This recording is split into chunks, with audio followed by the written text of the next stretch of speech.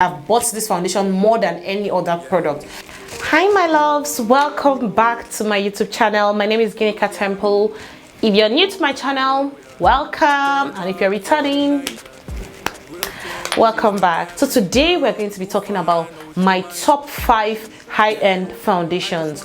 This can change at any time, but I'm talking to you as of today. Maybe in a while to come we can do like an updated version where I tell you guys the latest, but for now let me tell you guys the tea, because I know that I always get the question, what foundation should I buy, what foundation do you use, what this, what that. So I'm like, okay, why not, why don't I make a video today? I'll tell you also the pros and cons for each particular foundation and everything else in no particular order. The first foundation on my top 5 high-end foundations, in no particular order, number 1 will be the Makeup Forever.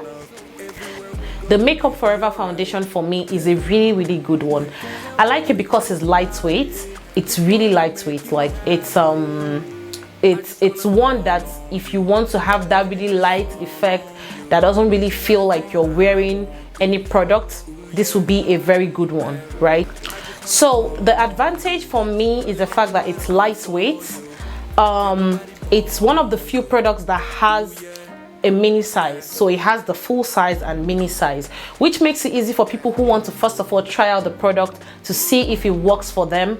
This will be a good option. Or makeup artists who just want to have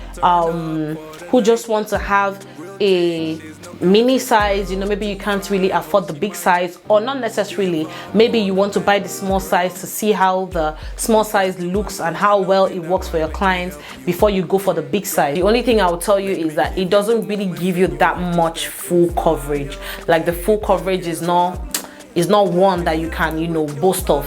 So I feel like that's the major con that this has. It has a pump, which is a major plus for me. So yeah, I like this particular foundation. So this is my number 5. Remember, this is in no particular order. Number 4 on my list is the Huda Beauty foundation.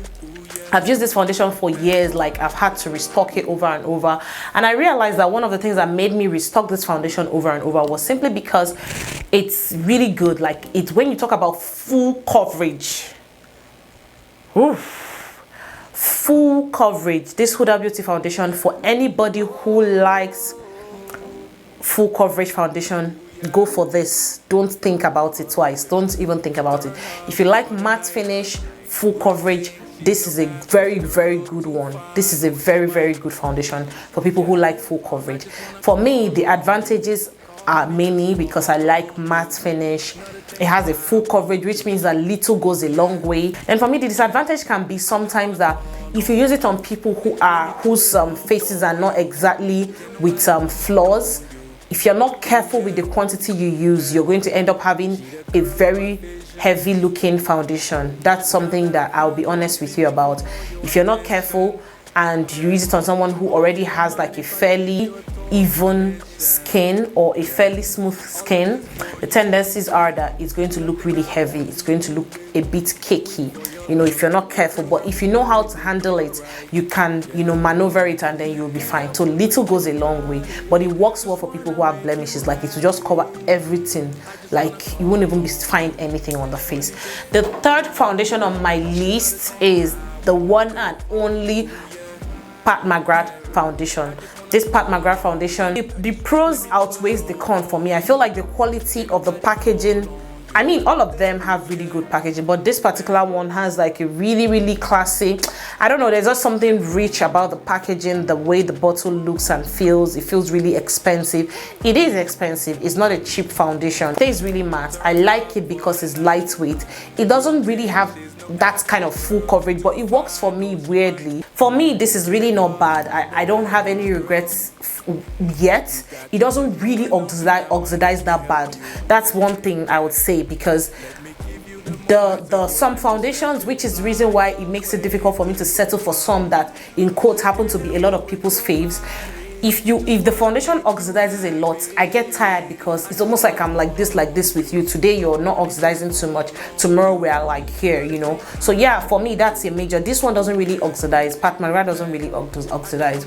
Yeah, it has it has a lot of shades, so it has about 40 shades, so you have like a lot of options of undertones, a lot of options of shades, which is a really good one. Yeah, so the number 4 on my list is the Nars Radiant Longwear Foundation.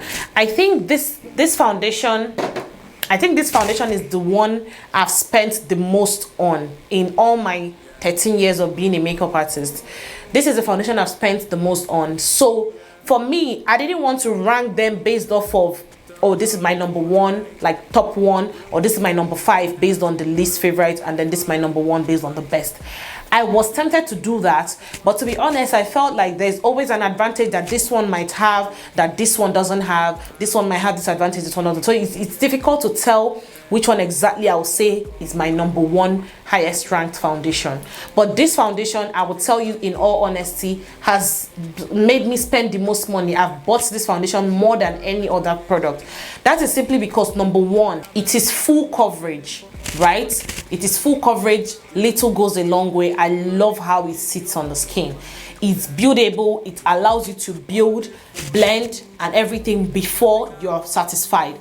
It doesn't feel heavy. This is one foundation that when I use on my clients or on myself, it doesn't feel like you're wearing too much. You know, it always has that natural feel, you know. Yeah, and then of course the pump is a plus, because I'm talking about pump because a lot of high-end foundations do not have pump. So yeah, pump for me is a plus, because if there's no pump, it's difficult to control when you want to pour it out on your palette. You know, you just have too much going on. The 2 major cons will be, number 1, that is something that if I decide to give up on this foundation, that will be the reason.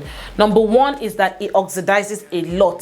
If you use it on someone now, there is very high tendency that in 1 hour, 2 hours, the person might start looking darker, or the undertone may start looking a bit weird and you're not really sure. It leaves you doubting, did I use the right shade, you know. But then the thing about the foundation is that I've used it for so long that I know how to go about it, right? So yeah, that's one major con. So this is something you should keep in mind. Number 2 con is that it's small. Like compared to the other ones, this is 30 ml. It's small, you know, compared in terms of the quantity. It's just 5 ml less than most other foundations, 5 ml less than some other brands, which is not like it's terrible, but we all like more, you know. So those are like the 2 major cons for me. I'm not sure why some reviews on this foundation says it's not for oily skin. This foundation works for all the oily skin I know. Like, it's good for oily skin. The only thing is that you must ensure you're doing the right base, like your right prep, so that it complements the foundation. But this, you need to give it a try. If you haven't tried this foundation, I'm being honest with you, you should give it a try. Number 5 on my list, drum roll, is the Too Faced Oil-Free Born This Way foundation. Too Faced Oil-Free, like that Oil-Free is, you should know the reason why I had to put this on my list. It's not easy to find a lot of foundations that are specifically oil-free. A lot of foundations are matte and all of this, but most of them are not specifically oil-free. So this is one very good one if you are very conscious of not wanting any oil at all in your foundation. This Too Faced Born This Way foundation, the oil-free one, is a good one. It's a good buy. I can't even lie, like it stays matte. Of course, without oil it's easy for you to achieve a matte finish, but this one is so good. Like, I love it. If you're looking for very full coverage, you might want to double cover. So after the first coverage, you allow it dry down, then you go over the second coverage. But this is a very good one. It has a lot of shades. It has this undetectable effect, which is obviously is common with foundations that are not very full coverage, because the undetectable effect makes it such that it doesn't really look like you're wearing foundation. So kind of like gives you that really natural, radiant, matte finish. But this is a good one if you're looking for the perfect foundation that is oil free. I will highly recommend that you give this a try. And also, before you buy any foundation, if you haven't watched these 2 videos, how to match your foundation and how to understand your undertone, please watch them before you go to buy any other product. These are like my top 5 foundations, and I hope that you have enjoyed today's video. I hope this will help you make your decision. And if you enjoyed today's video, give me that thumbs up, guys. I really appreciate you being here. Thank you so much for those of you who stayed to the end of this video. It means a lot to me. And if you haven't already subscribed, click that subscribe button right now so that you can join the family, and make sure you turn on the notification bell so you do not miss any of my videos. So I'll see you guys in my next video. Until then, do have a good time.